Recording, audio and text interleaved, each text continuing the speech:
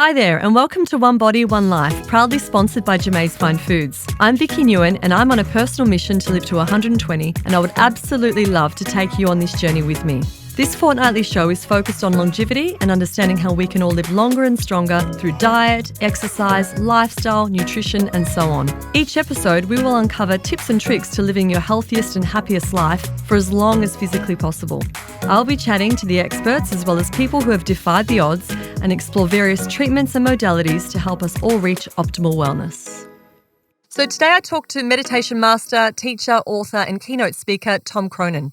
Tom in his previous life was a bonds and inflation swaps broker for 26 years. He was highly stressed by his career and found himself turning to meditation for help. Tom found that meditation not only helped, but it transformed his life.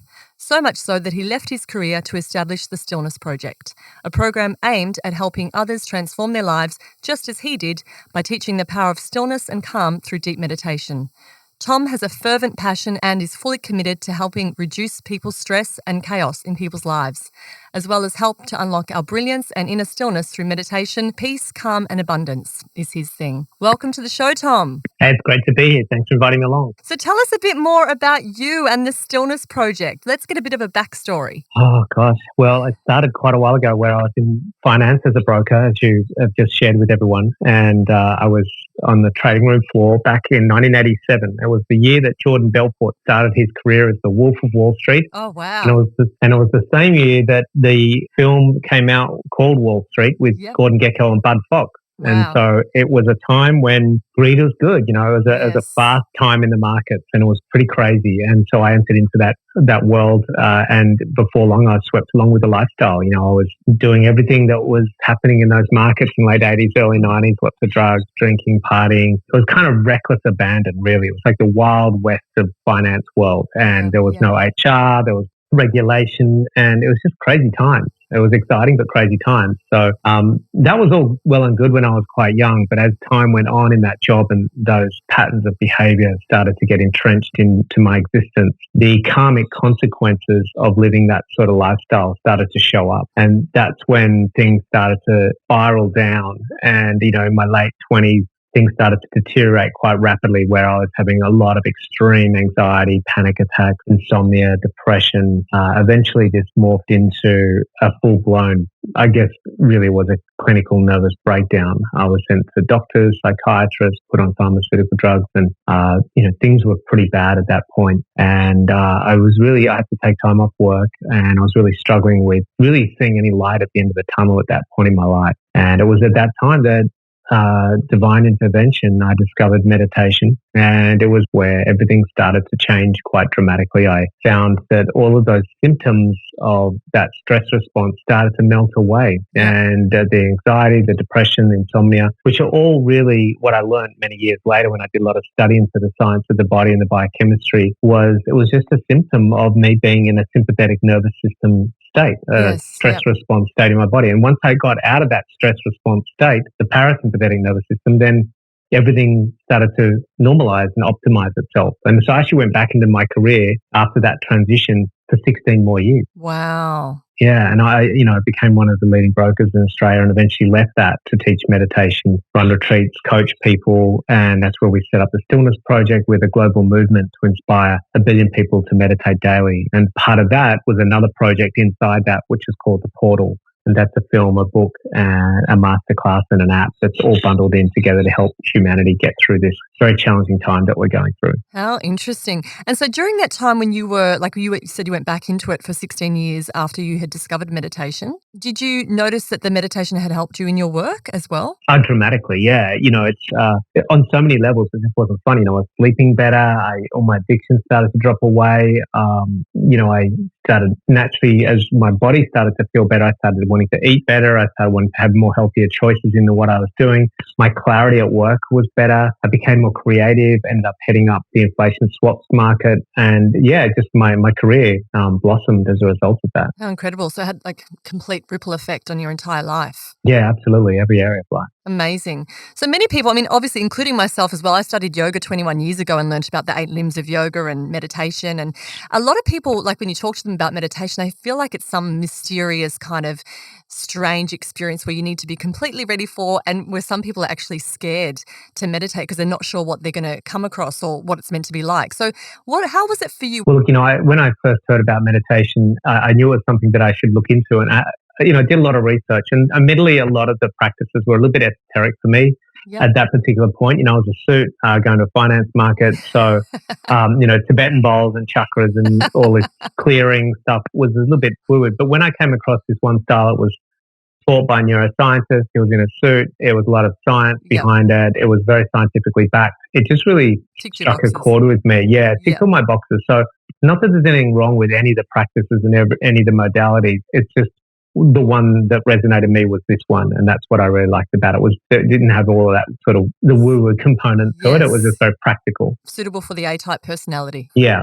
So was it foreign to you though? So you obviously selected the right style that suited you and your values and what you could relate to. But how did you start out with your practice? Did you go to a center, or what was talk us through that initial journey? Yeah. So what had happened was I was watching a TV show, documentary about a property developer. Yep. And the whole story was about him and his success. There's a guy called Bruno Grollo in Melbourne. There was a tiny slither of that story, like literally just 2, 3, 5 minutes of it, that talked about how he used meditation. And there was a scene of him sitting in a chair in a room in a suit with his eyes closed meditating. And at this point, I was like at my lowest point in my life. But that vision was like a catalyst for change for me. It was like an epiphany of, wow, that's exactly what I need. So it was really that day, that moment, that I pulled out the Yellow Pages phone book from, people, probably the young audience wouldn't have a clue what I'm talking about.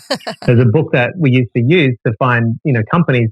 And I opened it up to M, and I still distinctly can remember the visual of scrolling down to M for meditation. And there was all these different meditation centers in my area. Yes. And this one was actually bolded in red. Yep. Because you could actually pay a premium to get your company highlighted, right? That's right. And so it had Transcendental Meditation, Paddington. I think it was Wallara was the address.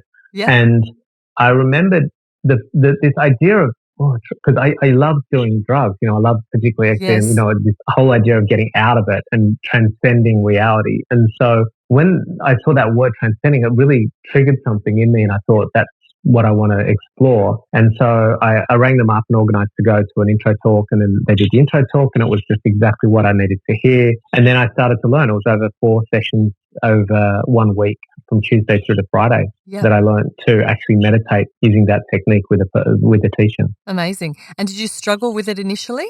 No, that was the beauty of it. People say, it's going to take a while. It's going to be hard at first. This is why I choose to teach this practice, and why I've used it for 25 years, is because it's just close your eyes and start repeating this sound. It was just so easy, and the experience is so deep quite early on. So it's not that it's difficult. It's just depends on the technique that you're using, whether it's difficult or not. And did you find you were using a different level of discipline compared to what you required in your day-to-day job to meditate? This is the thing what I find with the word discipline. Discipline implies doing something we don't want to do, but doing it because we should do it. Right. And one of the things that I really found profound about this technique was that the biochemical change that happens quite quickly in the body, literally within minutes of you doing this particular style of meditation, and a lot of other meditation techniques as well, admittedly, is that when it moves you very quickly out of sympathetic nervous system state, which is reducing cortisol, adrenaline, norepinephrine, and puts you into parasympathetic, which increases melatonin, serotonin, oxytocin, the bliss chemicals that start to seep into your body are quite beautiful and elevating. So it wasn't that it required discipline, because everything that I was doing in my life was to seek fulfillment and pleasure and charm. And it's just that I was paying a big price for those actions, staying in a nightclub till 4 a.m. doing drugs. That wasn't, a very long-term fulfilling proposition. However, this was a very charming proposition because I felt good while I was doing it, and I felt really good after I'd done it. So that was easy for me to do it in my day. Yeah, I can totally relate. I mean, maybe it's a good time now to start talking about what is the type of meditation that you teach, and the differences, like the different types, because obviously there's so many different types. I remember when I was studying, there's the mantra meditation, there's a yantra where you focus on an image, and there's a japa, the repetition, and all those things. So talk about your style and the other styles that are available to people. Yeah, the style I use and teach is primarily called Transcendental Meditation or Vedic Meditation. And there's also primordial sound technique, or I know the Art of Living is a very similar practice as well. Yep. So this is where we use what's called a bij mantra. It's a particular mantra as opposed to simple mantra meditation. It's a particular mantra that enables the mind to go beyond the world of form, that is beyond thinking, beyond feeling, and beyond duality. And that's what we call to transcend. To transcend means to go beyond. So you've gone beyond the future and past, which is keeping us in that stress response. It goes beyond the experience of you being contained and limited by a physical form and physical structure, which we primarily identify as ourself, which is our body. And we go beyond even the thinking process. So that means that the mind is conscious and awake, yet there's no thought. Yes. And that's a profoundly deep state of physiological rest that happens in the body. So that's what we call a transcending style meditation. Now, how it differs from other meditations, and we've got what I like to do is pull all of those thousands of different techniques into four types of buckets. You've got the transcending style meditations, which are the ones we just talked about. Mm-hmm. You've got the focus or concentration meditations. That's the yantra where we're focusing on the breath or the third eye or an image or a candle. Yep. And we're trying to force the mind to do something it doesn't want to do. And this is very much the antithesis of the mind's nature, yes, to focus on one thing. So there will be some friction, there'll be some discomfort, it'll be uncomfortable, and that's when we need discipline. And so therefore, if it's uncomfortable and if there's tension and friction, it may be a little bit difficult to sustain, but it's a very good practice. So not to discredit, it's a very powerful and beautiful practice. Then we've got the contemplation meditations, which will be like listening to a guided meditation, taking you down a riverbed or your chakras or some gratitude or intentions or visualizations. Now, these are beautiful meditations. I still do them on a regular basis, on a daily basis, which is using my mind to circumnavigate and create my future reality. Beautiful. However, with a contemplation meditation, we are in the realm of thought and we are in the realm of duality, which is me thinking about something. So that keeps us kept in the container or the vessel of the ego to some respects, because it's the ego that's looking to create an outcome. And then we've got finally other things like chanting meditations, where you might be chanting some mantras out loud in a group, like kirtan or Appa yoga and things like that. So just in regards to the second one you mentioned, what was the title of that group that you labelled? Concentration. Yeah. I mean, there's so many different styles and like you said, like when you look through the yellow pages way back then. So is it a matter of just like trying different ones to see what works best for the individual? Yeah, you can shop around, and that's what I did. I did my own research. Firstly, you're going to find a technique that is relevant to you and one that you find is one that you can sustain on a regular basis. If you find that it's just not something you actually want to incorporate in your day, then you might want to start exploring why that is and what you're doing with your time and what that practice is like. Yep. So there's different techniques, and then within the different techniques, there's different teachers.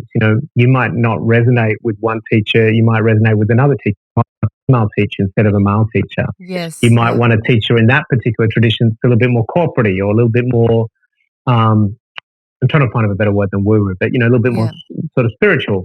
So it's about really just finding within your heart the way to go to enable you to not get so caught up in the busyness and stimulus of daily life. Have some time out each day. We all need it. We all need it so much. And personally myself, I've experienced all those different types of meditation, and I won't say that I do it religiously or have done. When I taught yoga for 15 years full time, I did it more regularly. But for me, I find that, I think different stages of your life as well permit, and it just feels easier to do a different, like at the moment, for example, like I feel like I'm doing a bit more of a concentration style meditation.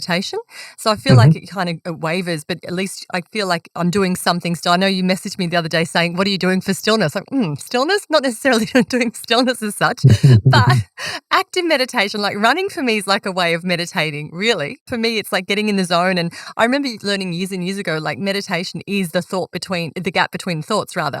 That space between each thought is that blissful, that sweet spot, which is where you kind of want to get to. And also that doing 15 minutes of meditation is equivalent to about 8 hours of sleep. Is that true? Oh, look, I mean, some of these stats can get a little bit distorted at times. From what I've heard, 20 minutes of meditation can be equivalent of 4 hours worth of sleep if it's really deep. And, some afternoons where I find is a really nice time to meditate is sort of between 2 and 4.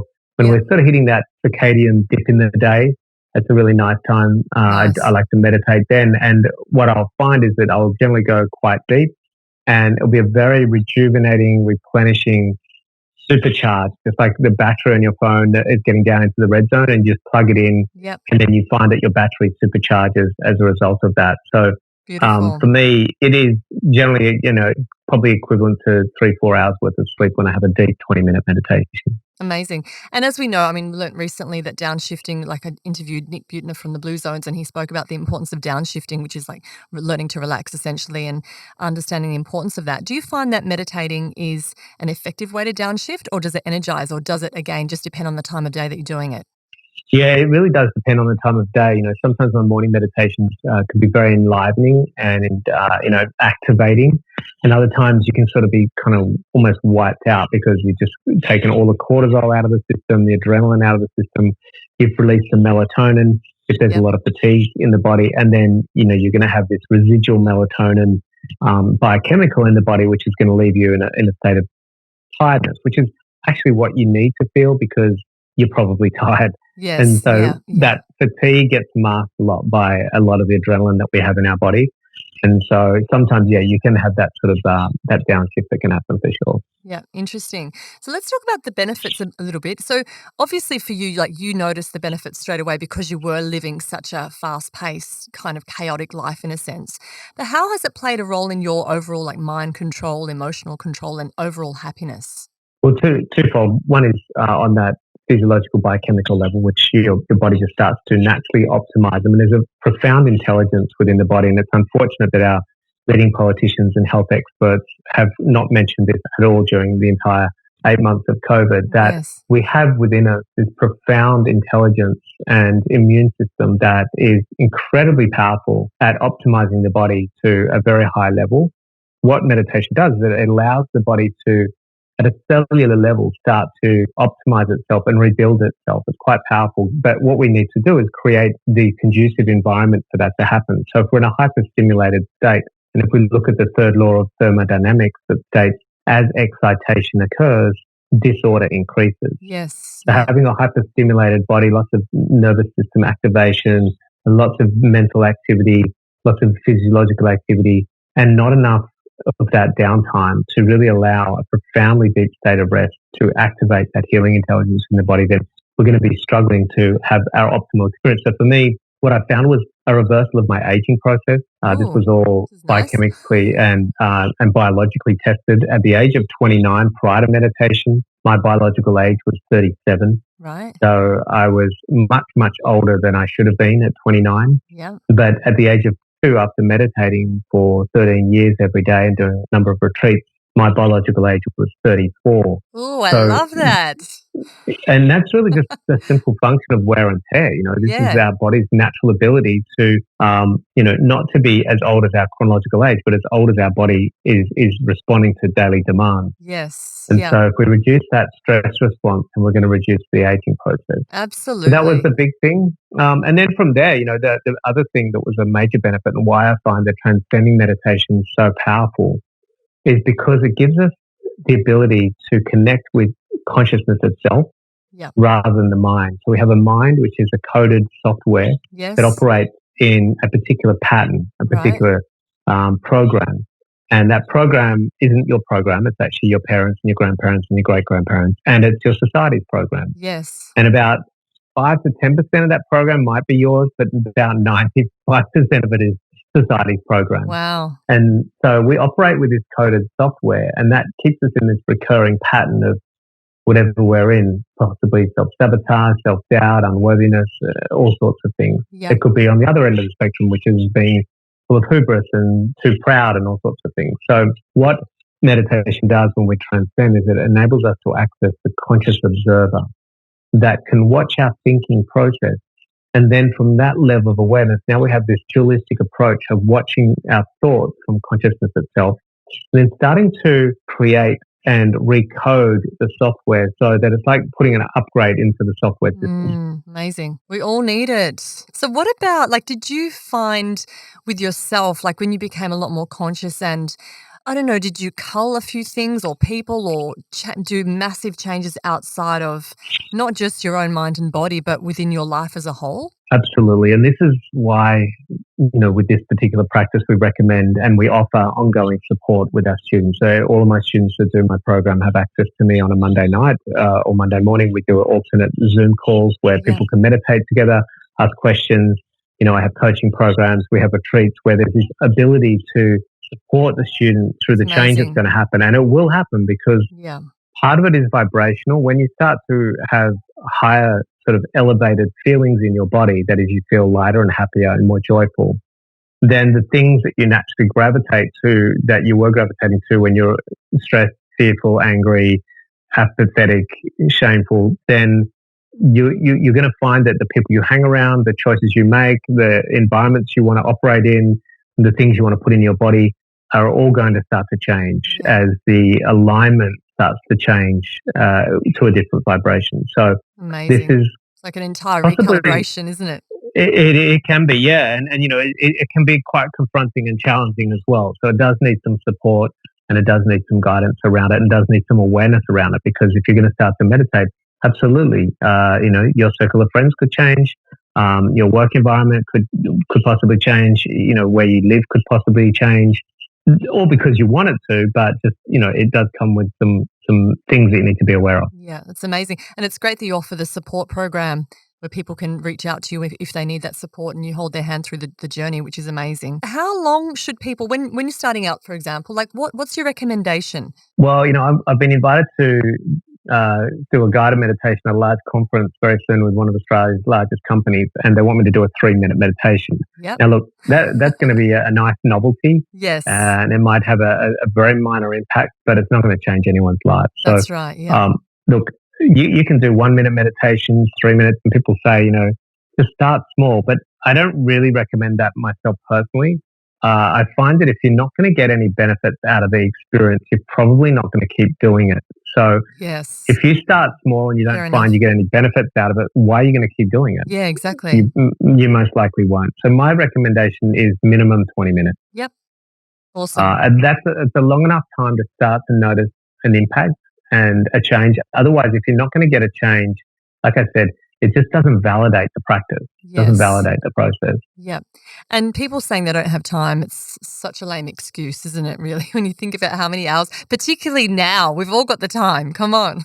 Yeah, look, I mean, time is an interesting concept when we say we haven't or have got enough time. It's really prioritizing.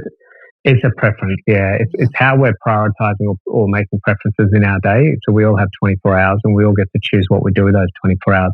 And the thing for us to always remember, and this is something for the whole of society to sort of contemplate, is that if everything that we're doing is in the quest to be fulfilled, and that's really the ultimate driving force behind all action, whether we're cleaning the bathroom floor or doing crack cocaine or going to the grocery store, it's because it's going to in some way supposedly improve our life. However, if we have 40% of our society on pharmaceutical drugs because we're unhappy and anxious, then we have to question, is our priorities, is our preferences,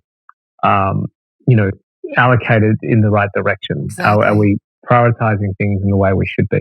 Absolutely. And maybe we need to start reassessing what we're doing with our time. Absolutely. Exactly. So have there been studies to show and prove the benefits of meditation? Yeah, I mean, it's really, there's so many these days. It's, you just have to type in studies meditation into Google and you'll find thousands of, incredible studies done in many universities and centers around the world where you're going to get everything you need to solve that problem. Okay. And you did mention it earlier, but one of my questions was about, do you think meditation can assist with overall happiness, well-being and longevity? But you pretty much answered that when you spoke about your biological test. Yeah, you just type in Google telomerase meditation. And, what we find is that telomerase, which is part of our, I can't remember the actual science behind it. I think it's a protein. But we find that we get this increase in this sort of response in the telomerase which is really just scientifically proving that when we meditate, we actually reverse the aging process and we slow that down. So, there's a lot of science behind that, and it's just you can do your own science by doing a biological age test before you start meditating, then start meditating twice a day, and do a biological age test in 5 years' time or 10 years' time, and you'll find that most likely, as there was for me, quite a significant shift had happened. Incredible. And in your experience, do you find that there are some common reasons why people turn to meditation? Yeah, there's definitely, in today's world, in our current society, a lot of motivation to remove the pain point. Yep. And that current pain point is primarily insomnia and anxiety and depression. They're the main three catalysts of why people are coming to me. Very few people are starting off with their meditation journey and wanting to seek enlightenment. Yep. Most of them are coming because there's a problem that needs resolving. Once they've been meditating for quite some time, then they start exploring and the pain points, once that pain point's been removed because of the meditation, then they start wanting to go further down that rabbit hole to start inquiring more about advanced states of consciousness and enlightenment, but most of it's usually to help resolve a problem. Okay, interesting. I remember years ago when I was doing my teacher training, we were recommended not to teach people who suffer depression to meditate. But what's your opinion on that? Can you teach people who are, the definition of a sound mind is obviously there's so many variants in that, but do you need to be of sound mind to meditate?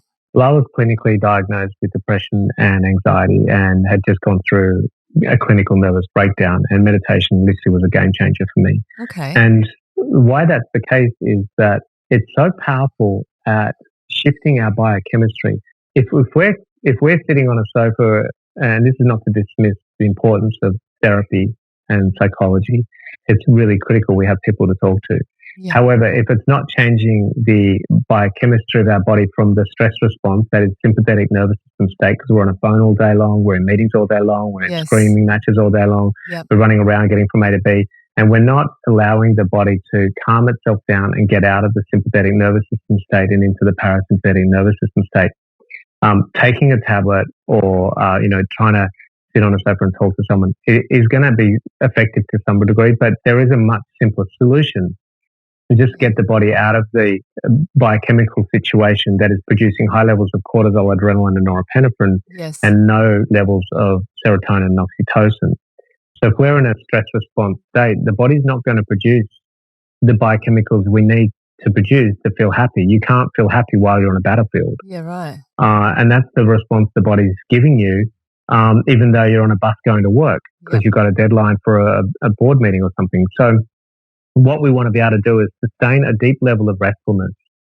That's the parasympathetic nervous system response state during the day, regardless of what's going on around us. And then what will happen is our biochemistry will be much more balanced and sustained. Yep. And to try to solve someone's state of depression without addressing that underlying issue is kind of like pushing shit uphill, to be honest with you. I think you can do it in tandem and it can be regulated and monitored, but I think it's really critical that to get a sane mind, meditation will play a much bigger role in that. Interesting. Do you think, this is just a side question, but when I think about, the amount of people that suffer stress, anxiety, depression in the Western world, the numbers are through the roof. But I often compare to when you go to places like third world countries where they're struggling to make ends meet and, they've got all smiles on their faces and they've got such a beautiful sense of community and they don't seem to suffer. I don't know the stats, but they don't seem to suffer depression, anxiety the way we do in the West. Do you think it's more of a first world problem, so to speak? We've kind of created quite affluent lifestyles. And I think what happens when we start to normalize to our levels of affluence, we start to create more fastidious and busier type of experiences and busier lifestyles and have a certain sense of privilege about that. And that can lead to higher expectations about the life we should be having and its degrees of refinement that ends up leading to more and more stresses. When you look at the simpler sort of existences around the world, there's a greater sense of community and simplicity in the way they live in their life. And I think possibly you might be right here. If we did some studies, we might find that some of the wealthier suburbs and countries in the world probably may well have higher rates of depression and anxiety Definitely. Yeah, it'd be interesting to definitely see the stats on that. So, interesting one. Now, let's talk about Vipassana, because I know a lot of people who have done Vipassana, which is for people that don't know what it is, it's like literally like I think 10 days is the base. Is that the first starting point? I think it's 10 days of silence, which would probably drive me crazy. But I've heard it's very cathartic and a great way to really kind of detox the mind and de-weed the mind. And tell us what your thoughts are on that. Yeah, Vipassana is a beautiful practice, a very powerful practice of resetting. It is derived from background of Buddhism. Yep. And one thing that we do slightly different on our retreats to Vipassana is recognize the energy that gets stored in the body, and how when we meditate, particularly for longer periods of time, and particularly in deeper states of meditation, the physical body is looking to, like I said before, reorganize itself and optimize itself. So it's looking to purify and purge and release these stresses that are stuck in the body. And so what we incorporate in between all of our meditation experiences on our retreat each day is a series of yoga asanas and breath work. Beautiful. So we'll do yoga for about 20 minutes, 10 particular yoga postures. And this is partly to help open up the spine, forward bends, back bends, twists, partly to release hip flexors and the hamstrings, just shoulders, where we hold a lot of blocked energy. And this is stagnated energy that's kind of like dark mass that gets stuck in the body, and that's, sadness and fear and anger. And when we start to help the body facilitate the releasing of these through movement and through breath, then what we find is a much more powerful and dynamic clearing process. Without the movement component, it can drive you a little bit bonkers, because there's no energetic, physiological expenditure of that energy. Yep. So it's got nowhere to go. And it's great if you're a Buddhist monk and you're meditating for long periods of time. If you're a bundle of nerves and a bag of stress and you go into that environment, you're literally going to probably run out the door screaming and shouting, because your body's wanting to release it. Exactly. And so we incorporate things like movement. We have workshops. We have the process to enable and activate the body to let go of some of these stresses. Amazing. Through a lot of the things that happen in between our meditation. And that's the sole reason for the asanas, really. Like, they were created to help the body sit in stillness without any discomforts, right? Because it's a whole chitta vritti nirodha, which means yoga is a cessation of the modifications of the mind, which is basically finding that stillness. But if you've got agitations in the body, then that in turn impacts the mind. So it makes sense why you include that, which is fantastic. But do you think, Vipassana, like, what are the key benefits? Obviously, it's like a massive mental detox, but would you recommend it? Or is it something that you'd recommend for people that have been doing meditation for a little while, and then they can kind of up the ante a little with a 10-day silence retreat? Yeah, I think if someone would to ask me whether they should do it, I would check in and ask them some questions about where they're at. And, possibly if they are quite stressed and have a lot of stress in their body and have not had any prior experience to meditation, it may be too confronting for them, and it may force them to reject any future exploration into meditation. Yep. And that's not what we want people to go through. I know some friends of mine that went straight into Vipassana, and they lasted 2 days, 3 days and walked out of there. So what that does is it leaves this a sense of failure in their mind for their ego. Yep. And it leaves a sense of distaste around anything to do with meditation. Yes. And that's a shame, because we want people to savor it and enjoy it and relish it and look forward to it. So I think I'd just do a little bit of assessment of that person before they were going to go on to that experience. Yep. Fair enough. That makes sense. And I've always personally felt that it's really quite powerful that if you can get along with your day and manage the chaos, like kind of be the calm within the chaos, learning to control your mind and kind of focus your energy, I feel that that's a really powerful thing. Do you recommend that is as good as meditating, like being able to be the stillness while you go about your day, if that makes sense? So with the practice of transcending meditation or Vedic meditation, primordial sound technique, that's a byproduct. Right. You doing that practice. As a result of you meditating regularly, morning and evening, you spontaneously start to operate more from that conscious observer. Yes. And less from that disturbed egoic structure. Yep. And so that allows you what we call moksha in Sanskrit, M-O-K-S-H-A. It's the freedom from the binding effect of life, where you're in life, but you're not influenced or affected by it. Yep. Kind of paying witness to it. Yeah, it's such an amazing, when you can and practice that equanimity of, stepping back and slowing down your response and being present to each moment and how you feel and thoughts. And it's such a, I guess there's such a benefit to having that, ability, I guess, in your day-to-day life. And to also just to add to that, to not beat yourself up if you don't sustain that immediately after meditating for 3 days, because I've been meditating for 25 years and sometimes I still get pulled into the story and there's still some disturbance or reaction. So, it's a really important thing for us to be kind and compassionate to ourselves, not expecting ourselves to be an enlightened monk from day one. We're human at the end of the day. We all have our moments, so that's okay. Yeah, totally. So talk about dharana and dhyana. I know the 8 limbs of yoga, Ashtanga yoga, it's like the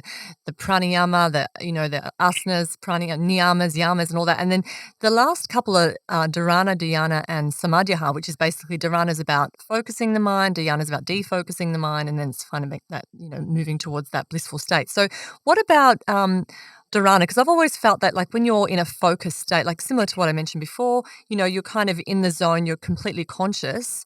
Is that not good enough? Or do you still, obviously you kind of answered it in a sense, like you've been doing meditation long enough and you kind of drop into that. But what are your thoughts? Yeah, it's something that is a really powerful part of the process. I think what it is, it's like the analogy I'd like to use for this is if you've got a wild bucking bronco horse that's been roaming out in the wilderness for 5 years, and then you bring it into the corral and immediately it's not going to be very focused. It's going to be very difficult to use as a beautiful horse to do things, to jump and to whatever you want to do with that.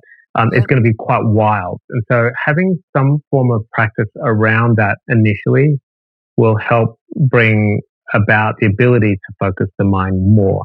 Yes. So there's definitely this twofold process that I see. One is the daily discipline, and then the ability to use that vehicle, the mind, so separating the mind from your consciousness. Yep. And then there's a vehicle called the mind, which you can then focus.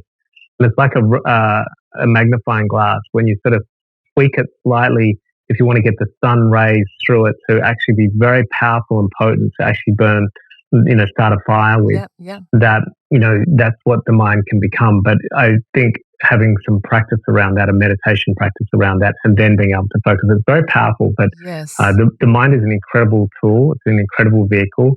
And when we're able to pinpoint with accuracy its focus, then you'll see remarkable results from it. Amazing. And do you think, like in your opinion, do you think meditation is the panacea for all ailments? No. Okay. I think it's a very powerful tool. I think it's a very important tool that, for me, the Stillness Project, the tagline is to inspire 1 billion people to meditate daily. Beautiful. I really feel one of the big issues we have in our world is a disconnect from our innate nature, our essential nature, which is our presence, our awareness, our source energy. And so not having access to that because of the distraction of being in the dualistic world, looking at the world outside of us, is going to be causing many, many problems, and still does cause many, many problems in our planet. So meditation is going to play a really critical role in bringing about greater balance, greater harmony. I think it's going to play a key role in it. But of course, there's so many other things that we have to take into account as well that are going to help us along the way. It's like diet has to be an important part. Physical exercise has to be an important part.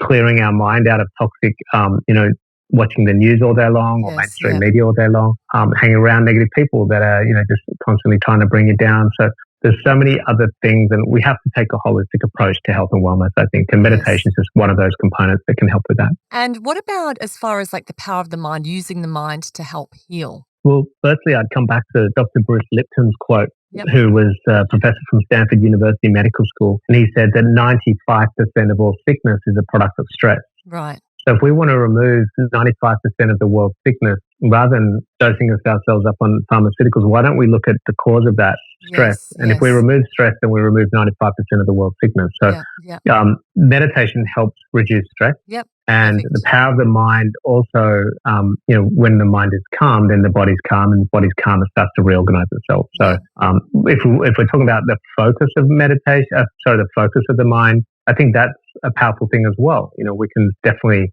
use our attention to bring about a change in our body. Amazing.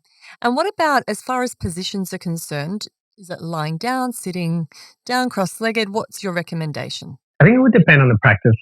If it's yoga nidra, they generally lie down. Yep. If it's Vedic meditation or Transcendental Meditation, Vipassana, most of them would be sitting upright. I'd recommend for the Transcending Meditations to be sitting in a comfortable chair with your back supported and your feet on the ground. So generally how you would sit most comfortably watching TV. Yeah. And then if it's a Vipassana style meditation, from what I believe, and it would always come down to what that instructions is for that particular tradition. Some recommend sitting cross-legged, some in mudras, some without a back supported. It's going to be different for each practice and different recommendations from different teachers. But if it's going to be the deep transcending meditations, I always teach my students just to sit comfortably in a chair. Nice. Awesome. And give us your top 3 tips for beginner meditators. Find a teacher that's qualified to teach meditation. Yes. Number 1. Yep. Number 2, follow the instructions, because they're probably instructions that are very well tried and tested. Yes. And number 3, don't expect the world to dramatically change overnight, but just enjoy the ongoing process of having a slow, shifting, evolving, and improving experience of life itself. Amazing. And a question that I like to ask every guest is, what are your top 3 tips to living a longer, stronger, happier, healthier life? Meditate every day. Yes. Drink lots of water. Yep. Eat healthily and go to bed early. Nice. Yep. Awesome. And tell us, Tom, how can people find you? I think the best place to go to tomcronin.com on the website, and they'll be able to find me there, and they'll also be able to get me at Instagram at Tom Cronin. Fantastic. And your strapline you said was about getting, was it 1 million people a day to meditate? 1 billion people a day to meditate. 1 billion people. Have you reached that goal? No. Otherwise, I would have nothing left to do for the next 45 years of my life. So it's going to keep me going for a little while. We're going to help you get there. Thank you so much for your time. You've been amazing to chat to. It's been very insightful, and I look forward to actually getting a little bit more, structure in my day to accommodate, a good 20-minute focused meditation session for myself again. It's something that I've kind of like I said, I kind of just let it be an incidental thing in my life, but of late anyway. So it's nice to kind of get that little bit of a boost from you. So thank you so much, and have a wonderful afternoon. We appreciate your time greatly. Thank you. Pleasure. Great to be here. Thanks for inviting me on. Thanks so much for joining me today. I really hope you enjoyed this episode as much as I did. Don't forget to subscribe to this podcast and follow me on our YouTube channel, One Body, One Life, to see more inspirational videos to help you reach optimal wellness and longevity. But until next time, don't forget, you've got to nourish to flourish.